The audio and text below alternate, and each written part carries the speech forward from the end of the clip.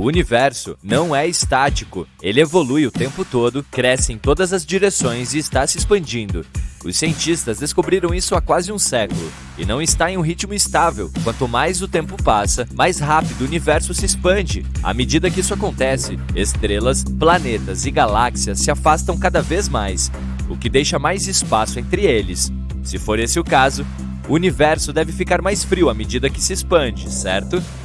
Afinal, ele era muito mais denso quando o Big Bang aconteceu e muito mais quente. À medida que se expandiu, o espaço esfriou, o que criou condições para a formação de planetas, estrelas e outros objetos espaciais. Pois é, mas não é exatamente o caso agora. Os cientistas também ficaram surpresos ao ouvir isso. Nosso universo está, na verdade, ficando mais quente. Eles observaram a temperatura do gás cósmico mais longe do nosso planeta natal em comparação com os gases jovens mais próximos da Terra. Como medimos a distância no espaço por anos-luz, as áreas mais distantes representam algo como voltar ao passado, e as regiões mais próximas de nós são como observar os dias atuais. Eles descobriram que a temperatura de um gás no espaço subiu mais de 10 vezes nos últimos 10 bilhões de anos. A temperatura do gás cósmico que se espalhou por todo o universo pode chegar a cerca de 2 milhões de graus Celsius. Uau!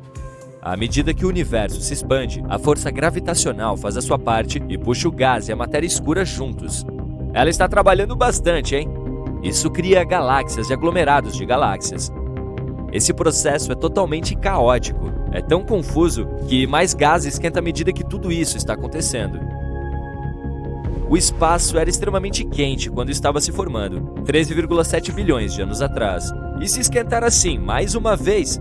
Os cientistas estão observando a situação. Para descobrir que as temperaturas no espaço aumentaram, eles mediram os gases cósmicos usando algo chamado desvio para o vermelho. Eles geralmente usam esse método quando querem ver quão longe alguns objetos espaciais estão. Aqueles que estão mais próximos de nós têm comprimentos de ondas de luz mais curtos. Quanto mais longe algum objeto estiver, mais longos serão seus comprimentos de onda de luz. Eles podem determinar a temperatura de determinado objeto a partir de sua luz. Em média, o espaço é um lugar muito frio. O brilho que resta do Big Bang é chamado de CMB, que é a abreviação em inglês de radiação cósmica de fundo em micro-ondas. É tão poderoso e intenso que banha todo o universo em luz. É a única coisa que aquece significativamente a matéria. Mas existem muitos mecanismos menores que ajudam a aquecer a matéria no universo, e eles podem perder o controle se o espaço esquentar, como as estrelas. Elas emitem radiação que afeta a poeira e gases próximos. Elas também irradiam por todo o infravermelho distante. Quando uma estrela está em seu estágio inicial, a radiação proveniente dela forma estruturas protoplanetárias que se parecem com discos. Eles se formam principalmente em um único plano. E uma estrela central brilhante produz gás muito iluminado. E há reflexos azuis desse gás. Foi assim com o nosso sistema planetário também. Energia forte e forças gravitacionais causam colisões, poeira e gás em um vórtice descontrolado que está formando planetas. É por isso que a maioria dos planetas do nosso sistema solar orbita na mesma direção. Essa é a direção em que esse redemoinho gigante também estava girando há muito tempo. Estrelas ativas, galáxias em colisão, cataclismos estelares, buracos negros, estrelas de nêutrons. O universo tem tantas fontes de energia. Quando você envolve a matéria normal no espaço com um ambiente tão energético, ela esquenta drasticamente. Quando você aquece algo, esse algo irradia essa energia de certa maneira. Na maioria dos casos, as galáxias têm apenas algumas áreas onde as estrelas estão se formando, em regiões nas quais o gás está desmoronando. Uma bolha que envolve essa área contém hidrogênio ionizado. 3/4 do nosso Sol é hidrogênio. Graças a esse hidrogênio, o Sol nos mantém aquecidos. Em seu núcleo, o hidrogênio se transforma em hélio e causa fusão atômica. Sim, é assim que o nosso Sol libera energia. A radiação aquece todo esse gás a milhares e milhares de graus. Ao mesmo tempo, ioniza um grande número de átomos e moléculas, o que basicamente significa que os transforma em íons. Os átomos são partículas neutras e os íons são partículas carregadas negativamente ou positivamente. Se o universo esquentar, o nosso Sol também pode ficar mais quente. Se a temperatura dele atingir 30 mil graus centígrados, pode ficar quente o suficiente para ionizar todos os materiais que havia ejetado anteriormente. E isso poderia criar uma verdadeira nebulosa planetária, que seria uma nebulosa em forma de anel, formando-se por causa de um gás em expansão que envolve uma estrela envelhecida. À medida que a temperatura sobe, o hidrogênio ioniza a alguns milhares de graus. Isso poderia tornar rosas as nebulosas em nosso sistema solar, com linhas de emissão. Nosso Sol pode chegar ao fim se atingir a temperatura de 50 mil graus centígrados. Se pudesse flutuar no espaço e se aproximar dele, você o veria brilhar em tons verdes misteriosos devido ao oxigênio duplamente ionizado. Fenômenos de maior energia fazem com que mais galáxias colidam. Isso aquece ainda mais o gás e, eventualmente, resulta em emissões de raios X. E os buracos negros e as estrelas de nêutrons radiantes, quando eles perdem o controle, podem moldar galáxias inteiras. E quem sabe o que mais? Talvez tivéssemos mais masers também, que são lasers naturais que o nosso universo produz. Eles surgem quando grandes populações de moléculas recebem grandes quantidades de energia. Até agora, cientistas encontraram um maser forte e poderoso, mas distante, que é mais luminoso do que a luz que 6.000 sóis produziriam, e em apenas uma linha de emissão. Talvez descobramos masers ainda mais fortes. Isso é, considerando que ainda estaríamos por aqui, porque à medida que o universo está ficando mais quente, a radiação cósmica está ficando mais forte. Isso não é bom para a vida na Terra. O aumento da radiação cósmica pode nos prejudicar. Quem sabe se a vida seria possível na Terra nesse caso, ou se a poderosa força gravitacional também puxaria nosso planeta natal e o jogaria contra outro? Mas talvez a vida como a conhecemos não desaparecesse completamente. Ou se isso acontecesse, poderia de alguma forma encontrar seu caminho mais uma vez, talvez em um futuro distante. Existe a possibilidade de que o nosso universo pudesse sustentar a vida em seus estágios iniciais. Não parece possível quando você pensa no caos que o Big Bang causou, certo? Mas foi apenas no começo. Depois que as coisas se acalmaram um pouco, os restos de estrelas enormes e mais antigas formaram planetas rochosos. Em nosso sistema solar, são Terra, Marte, Mercúrio e Vênus. Você não pode colocar o pé nos outros, já que eles são gigantes gasosos. Naquela época, a radiação era bastante intensa, então os planetas rochosos tinham um ambiente adequado para se formar, já que é preciso muita energia para gerar poeira e partículas e assar um planeta no final.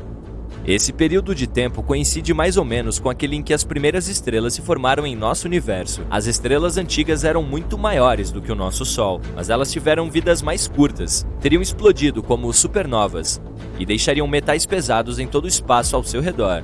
Essas são as partículas dos planetas rochosos formados. A radiação se espalhou por todo o universo naquela época. Isso mudou com o tempo. Hoje é quase um zero absoluto. 400 mil anos após o Big Bang, quando os átomos de hidrogênio estavam se formando, o CMB estava quase tão quente quanto a superfície do nosso Sol. Cerca de 15 milhões de anos após o Big Bang, sua temperatura estava próxima da temperatura ambiente, que é de cerca de 27 graus Celsius. Essas coisas estavam acontecendo em todo o universo, então havia muitos planetas que poderiam potencialmente manter a vida. Se fôssemos um desses mundos antigos, não precisaríamos de uma estrela para nos manter aquecidos. A CMB seria suficiente para fazer isso. Portanto, é possível que a vida no espaço seja muito mais antiga do que acreditamos que é. Poderia ter havido mundos antigos com água líquida em sua superfície, e se houvesse algumas formas primitivas de organismos como no nosso planeta natal há muito tempo, ou organismos ainda mais desenvolvidos, talvez descobramos um dia. Na infância, você foi ensinado a não brincar com comida? Aparentemente, esses astronautas não foram. Cubos flutuantes de gelatina voando por toda a cabine enquanto estiver em gravidade zero são muito divertidos. Mas também é um sinal de um problema em potencial chamado euforia espacial. Ninguém nunca considerou que a felicidade extrema no espaço poderia se tornar um problema grave, mas pode ser, e isso não é brincadeira. Por muitos anos, a euforia espacial passou despercebida, embora estivesse sempre presente, por toda parte, para todos verem. Quando o astronauta Alan Shepard, da Apollo 14, contrabandeou bolas de golfe para a Lua e tentou criar uma pequena Lua para a Lua, tentando lançar uma bola de golfe em órbita ao redor do satélite da Terra, todos acharam que era engraçado. O astronauta Charles Duke, da Apollo 16, achou engraçado tentar competir com os atletas olímpicos de 1972 de volta à Terra. Ele tentou superar os saltos dos atletas olímpicos se beneficiando de 1/6 de gravidade na Lua. Duke pulou tão alto que girou de costas e caiu em cima do sistema de suporte de vida em sua mochila. Poderia ter sido uma queda fatal se a bolsa tivesse estourado. O comandante de Duke, John Young, disse: "Isso não tem graça." E com razão. No entanto, quando os astronautas da Apollo 17 começaram a dançar e cantar músicas infantis enquanto coletavam amostras de rochas, todos ainda acharam fofo. A euforia espacial novamente passou despercebida. Já em 1965, quando Ed White se tornou o primeiro norte-americano a caminhar no espaço em uma caminhada espacial com cabo, sua euforia espacial ficou evidente. Ele ficou fora por muito mais tempo do que o necessário para testar sua mobilidade com o primeiro jetpack, ou MMU, como era chamado, oficialmente a unidade de manobra tripulada. Em suas próprias palavras, "Eu não vou voltar, isso é divertido." Finalmente, quando ordenado a retornar à sua nave espacial Gemini, Ed White disse que era o dia mais triste da sua vida. Obviamente, algo sinistro está em ação com a euforia espacial. A ausência de peso, combinada com a visão da Terra passando abaixo, cria uma alegria que supera todo o senso de dever. É o grande perigo da euforia espacial. Agora, em retrospectiva, os efeitos da euforia espacial puderam ser vistos quando os astronautas da Apollo 17 pilotaram o veículo explorador da Lua. Eles excederam o limite de velocidade recomendado e puderam ser ouvidos gritando enquanto o veículo se equilibrava em duas rodas, até mesmo ficando no ar às vezes. O astronauta canadense Chris Hadfield estava ocupado no trabalho durante sua EVA, ou atividade extraveicular com cabo, quando parou para olhar por cima do ombro. A glória do espaço o hipnotizou. Ele estava tão emocionalmente envolvido vendo a magnífica beleza da Via Láctea que lágrimas começaram a encher os olhos de Hadfield. No espaço, lágrimas não fluem pelas suas bochechas, elas se acumulam em seus olhos. Hadfield ficou cego por lágrimas de alegria. Mas Hadfield, contra o protocolo, se recusou a contar isso a seus supervisores na Terra. Somente depois que ele não podia mais trabalhar é que Hadfield falou uma frase famosa: "Houston, eu tenho um problema." Foi um resultado direto da euforia espacial. O astronauta Hadfield conseguiu voltar para o ônibus espacial, mas sua EVA não foi cumprida. A euforia espacial interferiu. Tem outro aspecto da euforia espacial que merece séria atenção. É algo chamado o efeito da visão geral. A ausência de peso no espaço afeta tudo, desde a saúde física e psicológica dos astronautas até a física para usar todo o equipamento mecânico da nave espacial. No entanto, a ausência de peso no espaço não se deve à falta de gravidade. Astronautas orbitam a Terra a menos de 480 km acima da chamada LEO, órbita terrestre baixa. Tem muita gravidade em órbita terrestre baixa. A gravidade da Terra mantém a Lua em órbita, e a Lua está a cerca de 400 mil quilômetros de distância. Na verdade, um astronauta de 70 quilos pesaria 65 quilos na LEO. A ausência de peso no espaço é devida à queda livre e não à falta de gravidade. O que sobe deve cair. O foguete decola e cerca de 8 minutos depois, os motores desligam. A nave espacial então começa a cair de volta à Terra. Felizmente, a essa altura, o foguete atingiu a velocidade orbital, que é de cerca de 28 mil km por hora. Para que ele caia em direção à Terra, mas nunca atinja a Terra, ele continua caindo e caindo ao redor do mundo, precisamente no mesmo caminho curvo que a superfície terrestre. Está em órbita. É queda livre. Mesmo que todo mundo chame de gravidade zero, não é isso. Se você colocasse uma balança de banheiro sob seus pés, quando estivesse em queda livre, ela mostraria zero. Você não pesaria nada. Isso porque a balança do banheiro também está caindo. O interessante é que os astronautas mantêm toda a sua potência muscular, sua massa permanece a mesma. Portanto, eles podem levantar equipamentos pesados no espaço que pesariam centenas ou até milhares de quilogramas na Terra. Astronautas se tornam super-humanos no espaço, e isso cria outra situação incomum. Há muitas situações incomuns no espaço. Na primeira viagem à Lua, os astronautas da Apollo 8 nem estavam programados para olhar para trás e fotografar a Terra. Os astronautas da Apollo 8 tiraram apenas uma quantidade limitada de fotos da Terra. Isso é incomum e meio estranho. No entanto, o nascer da Terra a partir da Lua se tornou talvez a imagem ambientalista mais influente do século XX e nem sequer foi planejada. Mas essa é a chave para entender o efeito da visão geral, surpresa com o inesperado. Ainda hoje, quase todos os globos da Terra não são realmente da Terra. Globos em escolas e bibliotecas mostram cada país, normalmente em cores diferentes. Cada país, com certeza, contém uma estrela, mas é para marcar a sua capital. Não é como a Terra se parece do espaço. Esses globos não são globos do planeta Terra. Na verdade, não é fácil encontrar um globo real do planeta Terra. Leia os rótulos desses globos de sala de aula. O mundo geopolítico. Estes são globos de um lugar chamado Mundo. Não há planeta chamado Mundo. O mundo não existe no espaço. Ele existe na mesa ou prateleira de alguém. A definição de espaço é de origem geológica. O espaço é definido como existente até, mas não incluindo a atmosfera da Terra. A Terra nem é um objeto astronômico. Isso explica por que na primeira missão à Lua, a missão Apollo 8, não havia sido programada nenhuma foto da Terra. Selfies não haviam sido inventadas na época. Também explica por que o impacto psicológico de ver o nascer da Terra a partir da Lua foi tão profundo. Era uma percepção única e totalmente nova para a qual todos e quaisquer humanos estavam totalmente despreparados. Ver a Terra no espaço foi uma surpresa total. Imagine-se flutuando no espaço fora da nave espacial. Você está cercado pela Via Láctea repleta de milhões de estrelas. O planeta Terra é um mármore azul passando sob seus pés, uma coisa hipnotizante. Como você reagiria? Isso mudaria você? O astronauta Rusty Schweiker, da Apollo 9, sentiu fortemente que ele era o que chamou de o elemento sensor para a humanidade. O que ele quis dizer com isso?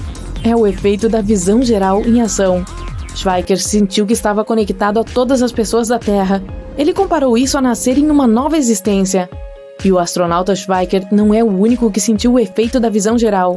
Edgar Mitchell, astronauta da Apollo 14, disse o seguinte sobre estar no espaço: "Foi uma extensão do mesmo processo universal que evoluiu nossas moléculas. E o que eu senti foi uma conexão pessoal extraordinária com isso. Eu experimentei o que foi descrito como um êxtase de unidade. Eu não só vi a conexão, como também a senti e a experimentei de maneira senciente. Fiquei sobrecarregado com a sensação de se estender física e mentalmente para o cosmos." Alguns anos depois de retornar do espaço, o astronauta Mitchell fundou um instituto para estudar as ondas cerebrais de pessoas que estavam no espaço. E sim, elas são diferentes. De acordo com a pesquisa do Instituto de Mitchell, a sensação eufórica de unidade com o universo cria ondas cerebrais semelhantes às dos monges enquanto meditam. Os estudos de Mitchell foram tão significativos que a NASA lançou uma missão especial em 1998 apenas para estudar os efeitos do espaço no cérebro. A missão Neurolab estudou células cerebrais de animais de laboratório e da tripulação de astronautas também, enquanto as células cerebrais tentavam se adaptar ao ambiente de queda livre em órbita terrestre baixa. Nem todos podemos ser astronautas, mas todos podemos acessar experiências de realidade virtual do que os astronautas viram no espaço. A internet expandiu o nosso ponto de vista terrestre para compartilhar a unidade e sensibilidade do efeito da visão geral e nos dar um pequeno gostinho da euforia espacial que os astronautas sentem no espaço.